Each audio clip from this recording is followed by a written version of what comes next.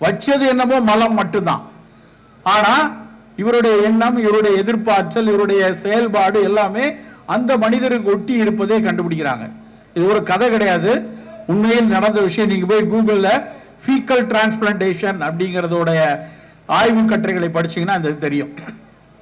எப்படி இப்படி நடந்தது, எதனால் நடந்தது என்று கண்டுபிடித்து பார்த்தா அவங்க தெரிய வருது, இந்த மலத்தை வைத்துக்குள்ள வச்சவுடனே உள்ள போற பாக்டீரியாக்கள் இந்த மனிதனுடைய மூளைக்குள் செல்கிறது. இந்த பாக்டீரியாவில் இருந்து வரக்கூடிய பல்வேறு சுரப்புகள் பிளட் பிரெயின் பேரியரை தாண்டி மூளையோடு உறவாடுகிறது என்கிற ஆய்வை கண்டுபிடிக்கிறாங்க. இப்ப என்ன தெரிய வருது அப்படின்னா, நம்ம வயிற்றுக்குள்ள இருக்கிற பாக்டீரியாக்களோ நுண்ணுயிரிகளோ இவையெல்லாம் நம் உடலுக்கானதுன்னு மட்டும் நம்ம நினைக்க முடியாது.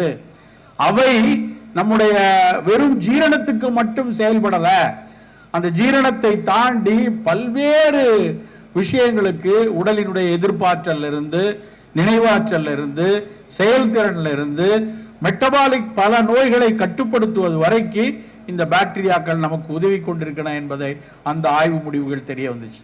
அப்ப அதுல இருந்து நமக்கு தெரிய வேண்டிய விஷயம் என்ன அப்படின்னா, நம்ம சாப்பிட்ற சாப்பாடு நம் வாய்க்கு ருசியா இருக்கிறது மட்டும் இல்லாம, நம் உடலுக்கு ஊட்டம் தருவது மட்டும் இல்லாம, கூடவே வயிற்றில் இருக்கக்கூடிய பல்வேறு நுண்ணுயிர்களுக்கும் எந்த விதத்திலும் தீங்கு செய்யக்கூடாது என்பதுதான் அந்த ஆய்வுல கிடைக்கக்கூடிய முதல் முடிவான விஷயம்.